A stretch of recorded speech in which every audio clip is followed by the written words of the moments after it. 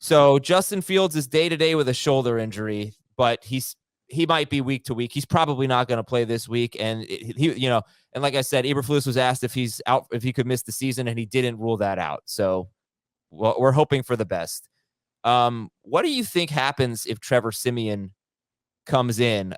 I have some stats, but Dave, the impact on the Bears offense if Siemian takes over. Oh, well, they're just going to take off and become a fantastic offense, the likes of which we haven't seen in our lifetime. It's going to be ugly. They'll throw a little bit more. They might trust Siemian to throw a little bit more, but there are accuracy issues. There are deep ball issues with him. He's a serviceable backup quarterback. You're not going to feel great starting any Bears players other than Montgomery. I mean, he's 100% going to throw for more yards than Justin Fields.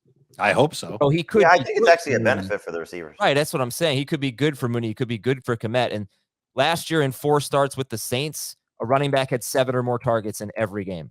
And that was Kamara once, Mark Ingram twice, and Ty Montgomery once. So they had bad receivers, but that's another factor here. So it's interesting. Obviously, he won't be as good for fantasy as Fields, but he might, Jamie, he might be good for the other guys on the team. Yeah, I have Claypool in the drop list because he's been so bad with the Bears, but he's I think easy to move on from until you see something from him. But I think for Mooney and for Kmet and for Montgomery, I think it might be a benefit because it's not just the more yards, it just be more available targets. So that the hope would be it leads to more yards because Fields is going to take off and run. I mean, that's the strength of his game. Simeon's going to stand back there and get pummeled. That's the strength of his game. So I think we'll see more opportunities for those guys, despite the inept performances that he'll give you. So that would be it's almost like to a poor man's degree. Think about how Mooney performed last year with Andy Dalton. He was much better with Andy Dalton than he was with Justin Fields. So there's going to be more throws in his direction. I got to feel like I got to see it to believe it. If his best quality is that he's a crash test dummy, then I'm not feeling Trevor Siemian.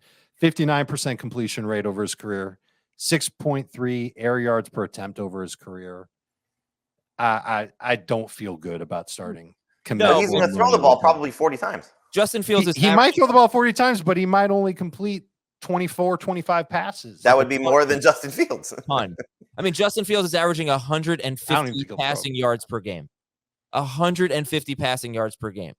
It's terrible for everyone involved. Okay. So Siemian has averaged 201 passing yards per game over his career. So it's an extra 50 more yards per game. He'll be more, but if you look at that, there's a lot of games where he partially played. Because he comes in. It's true, guys. It's honestly true. I did all the numbers this morning. He gave us 2,000-yard receivers one year in Denver. Demaryius Thomas and Emmanuel Sanders.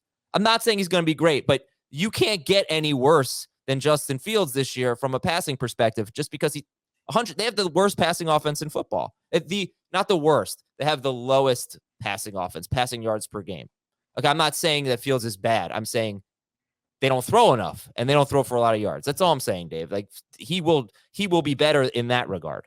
I am excited to watch their offense with Trevor Siemian. But it's not about that, though. It's just about what he can do for those receivers, which will be better. He's going to be amazing for them. You're right. The key to unlocking Darnell Mooney is going to be Trevor Siemian throwing 35 times. My takeaway was don't drop Mooney or Kmet. No, absolutely. Oh, no one's doing that anyway, though. Well, I think you could make an argument to drop Mooney for Peoples-Jones. You might do that anyway. Yes, that's true. Drop, Kmet. That's very streamable, based on what just happened. All right. We got a lot of show left. Other quarterback news. Matthew Stafford's got the concussion. The Jets could make a quarterback change, and we think it would be Mike White. No. It's hard to figure. Everything from the media suggests Joe Flacco. The depth chart says Mike White right now. So I would imagine if they're trying to make a playoff push, it's Joe Flacco. Okay. What else? Kyler Murray may not play this week. He may not play until after the bye week, which is next week. And the Panthers have not decided on a quarterback yet. They have Denver, and then they have a bye. The running back news, Joe Mixon, concussion. Clyde Edwards-Helaire, ankle. How long do we think he'll be out? High ankle sprain, so you probably assume 4 weeks. Okay. Leonard Fournette, are you guys ranking him at this point, expecting him at this point? The reports prior to the bye week where he was going to return after the bye. So, yes. Okay. And is it possible that the Chiefs put Clyde on IR and then forget about him like they did in 2 games ago when he only played 4 snaps? Wouldn't be surprising. Leonard Fournette has a hip injury. Oh, sorry. I don't know why I read that. Darrell Henderson. I'm Ron Burgundy. Darrell Henderson was injured. He was dealing with a knee injury before the game, and then he started, and then he left. So that is why he had such little work. The Ravens hoping to get Gus Edwards back this week. Jalen Warren injured. Chase Edmonds going to miss multiple weeks with an injury, with an ankle injury, and Denver released Melvin Gordon. So that's why Latavius Murray is the number 1 priority this week. Wide receiver Cooper Kupp likely out 6 to 8 weeks. Mike Williams re-aggravated the ankle. Rondale Moore left immediately early in the first quarter after a carry. He had 1 carry in the game. He left drive. Groin injury. Yeah. And then Dortch had a big game, and Dortch has been big, and he's giving you a good game every time Rondale Moore hasn't played. Yep. Now, he's worth adding. He's out there in every league pretty much. You got the Marquise Brown situation though too, because George has never played with both Brown. Well, nobody has both Brown and Hopkins at the same time, and that might be as early as this week. Jamar Chase has a chance to play this week. Justin Jefferson playing through turf toe. He's got a Thursday game. Jamison Williams is eligible to return, so he's on the priority list as well. Wan'Dale Robinson tore his ACL. That stinks. Kadarius Toney left with a hamstring injury, and Baltimore hoping to get Deshaun Jackson back.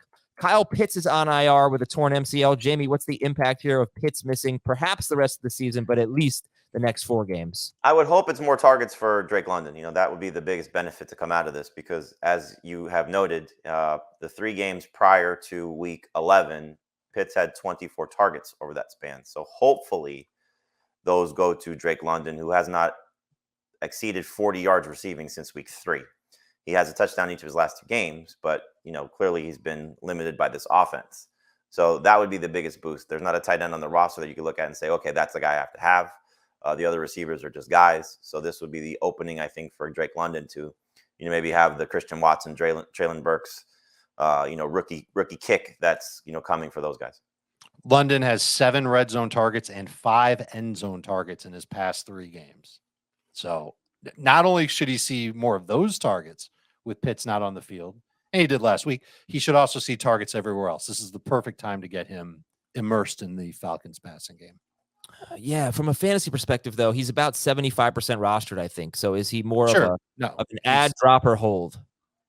Hold I at think minimum. He's an add and a hold. I think if you are seeing him available, depending on what your receiving core looks like and the injuries, at other positions, then he's certainly somebody that you can consider adding. If he's on your team, I don't know why you would drop him at this point with an opening now to hopefully have him improve. So, while it's been frustrating, if you've been starting in the last 2 games, you've gotten at least some reward. So that's the hope that more production going forward. They're not going to change their offense. But so in a vacuum or in a blanket, would you drop Drake London for Latavius Murray?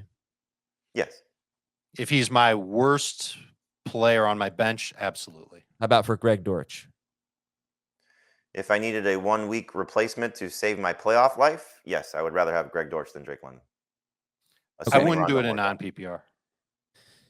Another tight end, Jamie, I don't know that if you put him on the list. Taysom Hill. They seemed intentionally to really get him involved last week. I was reading about it yesterday. He had 9 carries. He was in a lot. They kept taking Dalton off the field. And they're not happy with their quarterback situation. They were thinking about making a change to Winston, but instead they went with this sort of hybrid thing. So just curious if you guys think maybe Taysom Hill is back in the picture. He's 56% rostered in CBS Sports leagues. I guess if you want to go that route, but they're playing the 49ers this week. So good luck to anybody trying to buy into Taysom Hill. Okay. Offensive line news. I won't go through everything, but the big stuff is Ronnie Stanley, the left tackle for the Ravens. Hopefully not too bad there. Christian Darrisaw, the left tackle for the Vikings, is not going to play this week. He has a concussion. The Giants lost 2 offensive linemen on Sunday. Don't know the severity, but they have a Thursday game. The Patriots lost 2 offensive linemen on Sunday. David Andrews looks like could be pretty serious, and they have a Thursday game. And there are a ton of defensive injuries. I won't get into all of it. See, the Giants really stood out. They got really beat up. The Chargers had a couple of key players go out. We can leave it. Oh, and Atlanta lost a defensive tackle, Taquan Graham. He's on IR. So that makes things better for the running backs going against them, and that would be Washington this week. Okuda's not playing for the Lions on Thursday, is he? I would assume no. I mean, he left with a concussion and is playing Thursday, so right, probably not.